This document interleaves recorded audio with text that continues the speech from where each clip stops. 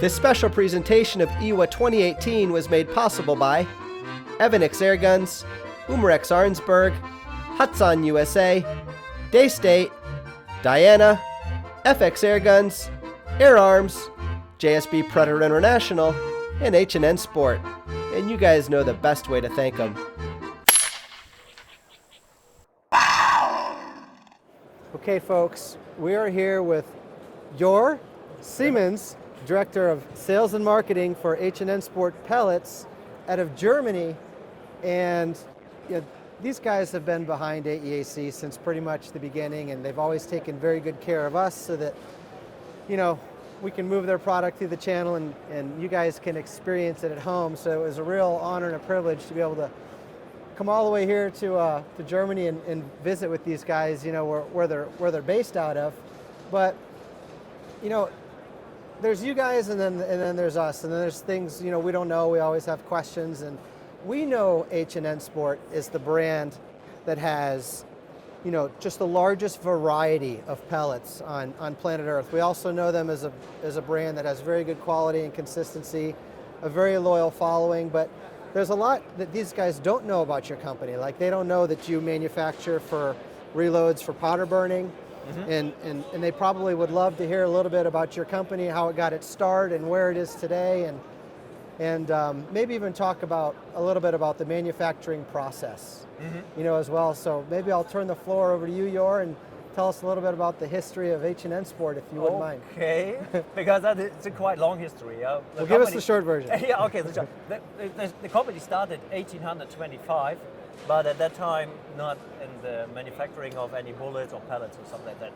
The really start of this part was in 1849 when our founder bought an old tower and started manufacturing lead shots. And there's a special process where basically lead was melted in the top of the tower and it just fall all the way down, and that was into a bottle of water or a barrel of water, and that's it. The real bullets we started manufacturing in the 1890s. Okay. And then pellets we started in 1950s. So when you say bullets, are you talking about the reloads or the entire shell? Only the bullets. Only the bullets. We're not handling any kind of powder or primers. Because that is very difficult to get a license in Germany. It's cool. I get it. Okay. Yeah. So it's basically, we have got two product groups. We have the pellets and the bullets for reloading. Pellets are the bigger part, of course. We're talking about, let's say, 80% of our business is pellets. So us air gunners, we're your core. Yeah. I like it. Definitely. That's the thing.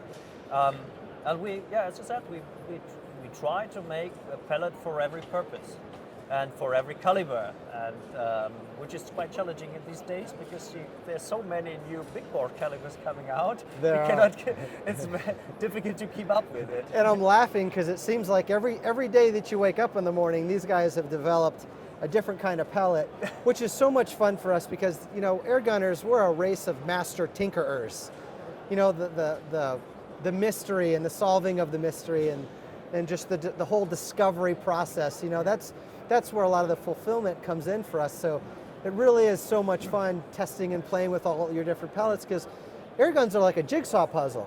You got to figure out what works well with your gun, with your barrel on that day, and it's just such a science. So it's really cool with the variety that you guys have. So maybe you can speak to that. What's this angle? Obviously, you've approached the airgun industry where you want to have more variety than anyone else. Yeah. Is it because of the reasons I said, or am I missing something? That our goal was I have to start a little bit early because we started by making pellets mainly for these 10 meter Olympic shooting. Okay. That is what we made, let's say, up to the mid of the 80s. Mm-hmm. And then we started to develop these other business because we saw that these things are developing.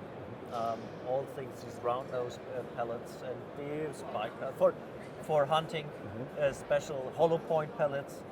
I think we are we have the biggest variety in that Oh, point. without a doubt. There's nobody that's going to argue that. Yeah. Now you mentioned big bore. Are you going to go down the path of, like we've seen your Grizzly, like in the 25 and 30 caliber, if I'm not mistaken. Yeah, no, only in 25. 9 millimeters. And Yeah, 35, 9 millimeter. 35. So do you have plans as a company to step up into the, 30 cal, 357, 44, 452? These are. We are a step beyond because we already have products right now. Okay. We just introduced the Barracuda .30 and Barracuda 35. Oh, I missed that. When was that?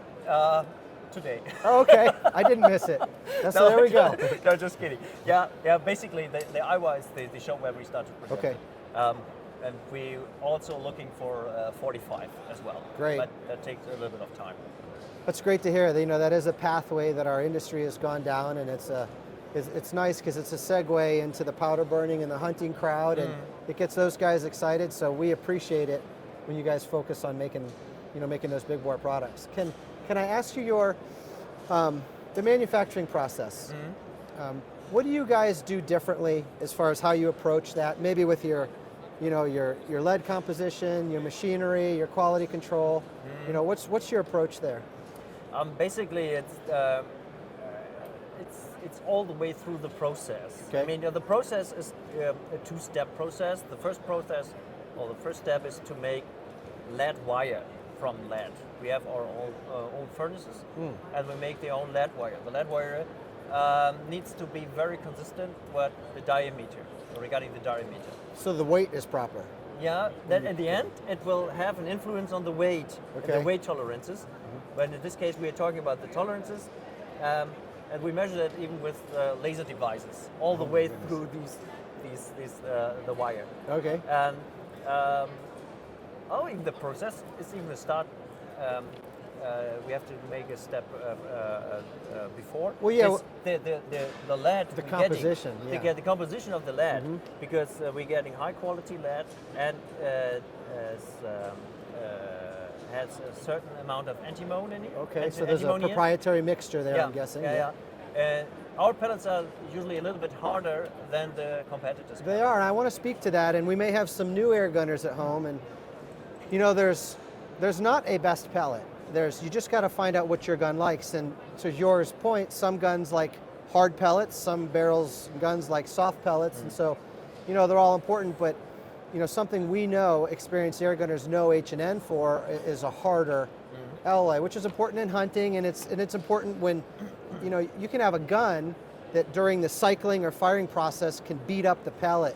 It can shave it, it can smash it, even how that skirt expands and presses up against the walls of the rifling. These things all come into play, and so this is a harder alloy variety, so it's important. Yeah, and it has to be very consistent, and so it's not good to have parts of the wire which has a different percentage of antimony in there, because then you have got, tolerances in the end product as well.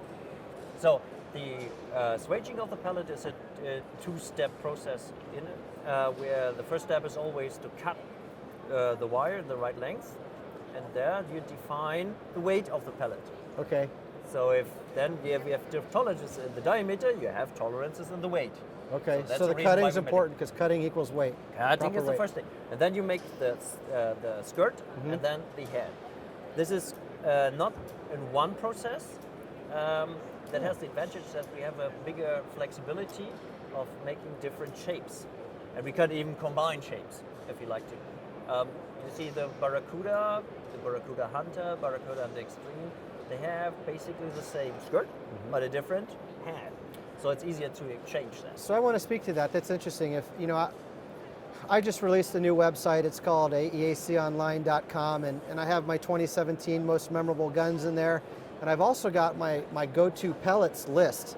And two of the pellets on that list were the Barracuda and the Barracuda Hunter. And it's interesting because what I'll typically find as a reviewer is if it likes the Barracuda, it's going to like the Barracuda Hunter, and it's going to like the Barracuda Hunter Extreme, but not always. But it's interesting to hear you say that the skirt is the same across, so that that explains to me why I'm observing that phenomenon. Okay. It's very interesting. Yeah, after swaging the pellet, what we do, or even during the process, we're shooting, because there's only one way to really to see if the quality is okay, is like shooting it. Of course, not every pellet, but just samples. Sure. But during the process, we just take, let's say, 10 pellets, go up to the shooting range and shoot them 25 or 50 meters, depending on the pellet type, and to see if we are still on track. There are even occasions where we have to say, okay, we have to stop the machine, it's not in the tolerances anymore. After every lot is produced, we do final qualification, the same on special guns we selected, which have selected barrels usually, Sure. to ensure that they shoot properly. Yeah. And then we decided, we made this final decision, okay, this lot is okay or not. The not okay lot will go back to the furnace. Okay. The And other one recycle them? Yeah, we recycle them, of course. Interesting. Yeah. And the other one go to the packing process then. Okay. That's it.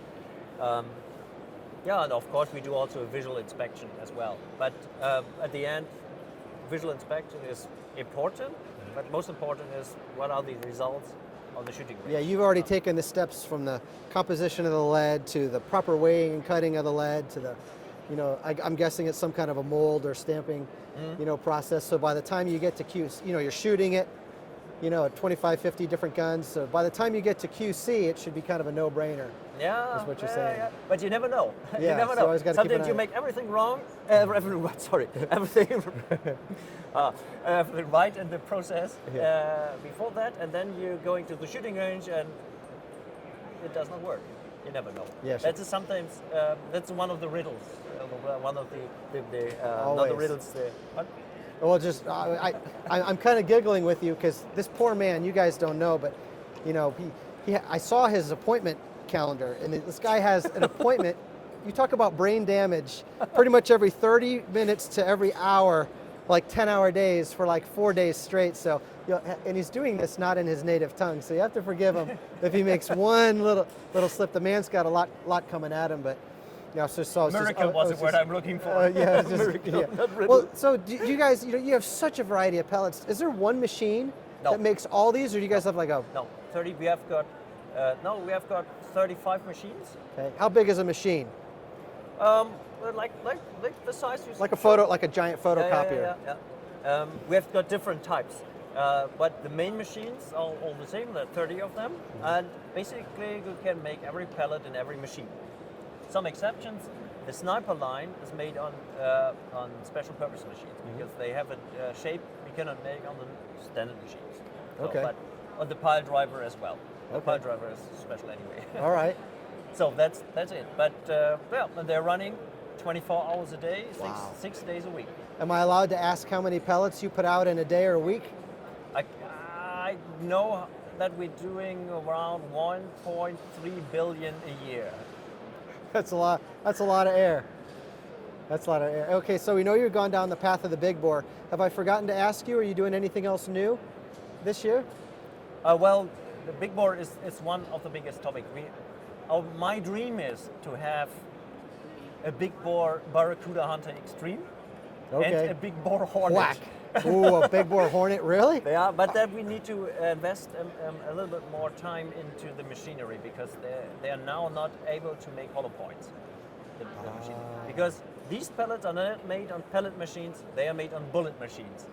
Well, how do you make because the Barracuda, the H&N hollow point, those are hollow points. So how do you make? How are those made? They are made on the pellet machines, but when it comes to on the point big 30, bore, point you go. 35, we need to have the power of the machines which make the bullets. Now I understand. I missed that, and they may have gotten it at home. But just to recap, the machines H&N uses to make bullets is what they're using to make the big bores. Yeah. Pellets. Yeah. And Exactly. so are those tips copper? What are those made out of? On the Hornet? On the Hornet, they are made of brass. Brass. That's turned brass. That's Wow. the reason why it's so sharp. Wow, and labor intensive. That's crazy. Yeah, you turn that- every one of those. That's the one of the downside. The downside is, of course, Yeah, that it's tough. It's getting expensive a little bit. Wow. So how many countries are you exporting to? Oh, good question. It's easier to say the ones we're not exporting to, that's China, So pretty much all of them. North Korea. Because they're all over North America, but I've always been curious. Obviously we're a big customer and we're a good customer, Yeah. but we tend to get tunnel vision, and you think of companies like you guys, and you're exporting to 50, 60, 70, 80 countries, and we have no idea. But I'm guessing you're probably along that. Yeah, you can get it even in the Pacific Ocean. We have got countries you probably never visited before. Yeah. And in New Caledonia, we have got customers in Trinidad and Tobago. We have everywhere in the world, really. Wow. Well, what did I forget to ask you? Do you have any questions for me? No. No. Well, keep an eye at AEAC, guys. We run H&N's pellets through, pretty much every gun we review, and like I said, it's a big jigsaw puzzle, and the gun picks the pellet, and you'll see them frequently on the channel when that happens. So I cannot thank you enough, Jörg, for spending some time with us and telling us what makes H&N Sport tick. Thank you. Thank you so much. Thank you Good for luck with coming the rest of over your show. to little Germany. Absolutely. And thank you for all you do for AEAC and these guys at home. We appreciate it. Thank you.